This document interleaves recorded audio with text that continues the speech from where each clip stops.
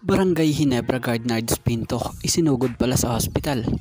Pagkasira ng ilong ni Nards Pinto ating tatalakayin at maging ang pagbabalik ni Robert Bolick sa PBA atin rin tatalakayin dahil may iniwang mensahe nga siya sa dating team niya na pinaglaruan na Northport Batang Pier at may mensahe rin sa bago niyang paglalaroan na team na NLEX Road Warriors. Bago ang lahat mga ka-greatest, lilinawin lang natin. Lahat ng basketball update natin dito, lahat totoo at hindi puro rumors. Kaya naman, pakisuportahan nyo naman po ang ating YouTube channel na ito na Greatest Fireball TV. Please don't forget to like, comment, and share and subscribe para lagi kayong ma-update sa mga susunod pa nating legit basketball update. So inaabangan ng maraming fans ang magiging debut game ni Robert Bolick para sa team ng NLEX Road Warriors. Nakahapon nga ay ipinakita ng Speed.ph credit po na lumahok na si Robert Bolick sa ensayo ng NLEX. Inaasahan mamaya December 13, 2023 ang magiging debut game ni Robert Bolick sa NLEX kontra TNT Tropang Giga 8pm na gaganapin sa PhilSports Arena. At alam nyo bang bago ang magiging debut game mamaya na tong si Robert Bolick para sa bago niyang team na NLEX Road Warriors ay may ipinahatid nga siyang mensahe sa naging koponan niyang pinaglaruan dati na Northport Batang Pier.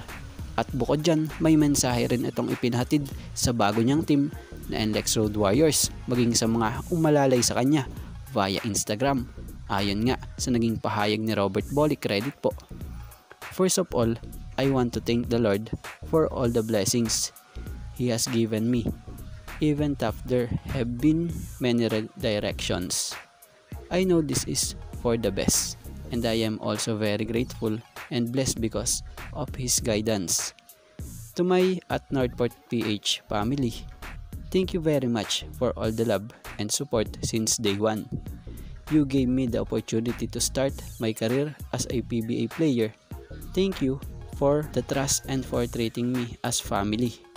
I will never forget everything and all the memories we've shared on and off the court.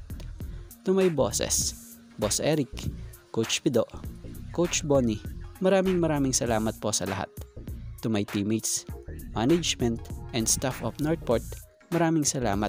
Until we meet again, good luck and all the best. To my new team, my new family, at Arangkada NLEX, thank you very much for the opportunity and for welcoming me here in my new home. I am so excited to start this new chapter of my career. Thank you very much for the trust. I will not let you down. I will do everything and my very best to contribute the future championship of this team. To Boss MVP, Boss Ronald, and NLEX management, thank you for making this happen. Let's do it. #Arangkada NLEX. To my agent, Boss Marvin, thank you for all the help and patience. And finally, nandito na tayo. To all the fans, maraming salamat sa undying love and support. Kita-kits tayo bukas. It's good to be PBA back. Kaya naman mga ka-greatest, lilinawin lang natin. Kay Robert Bolick na rin mismo nang galing na kita-kits ka raw ngayon.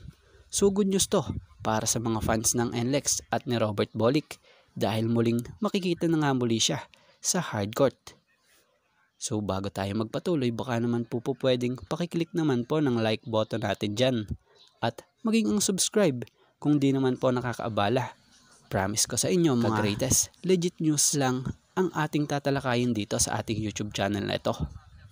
So patuloy na tayo about naman sa bad news sa nangyari sa isang player ng Barangay Ginebra. Ito ay si Nards Pinto.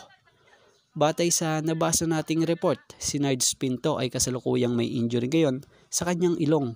Kung natatandaan nyo, sa huling laro ng Ginebra kontra Phoenix sa 3 and 54 minute and second mark sa second quarter kung saan lamang ang Ginebra dito sa score na 37-34 ay dito nga po nangyari ang hindi inaasahang pagka-injured ng ilong ni Nards Pinto dahil sa isang collision.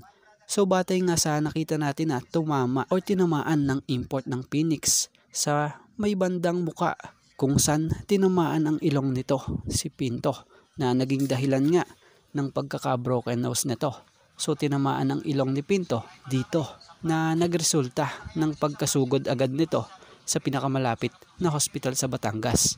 So yun, isinugod pala sa hospital si Nards Pinto matapos nangyari ang pagka-injured ng ilong niyang ito. Si Pinto ang isa pa naman sa mga pesky defender ng Hinebra na malimit ginagamit nila. Pero dahil sa nangyari, abangan na lang natin ang mga susunod na balita kung kailan ba ito muli makababalik sa paglalaro. So sa larong ito, gumawa ng 3 points and 3 rebounds si Nards Pinto. Sa loob lamang yan ng 8 minutes na nilaro niya dito bago mangyari ang hindi inaasahang pangyayaring ito.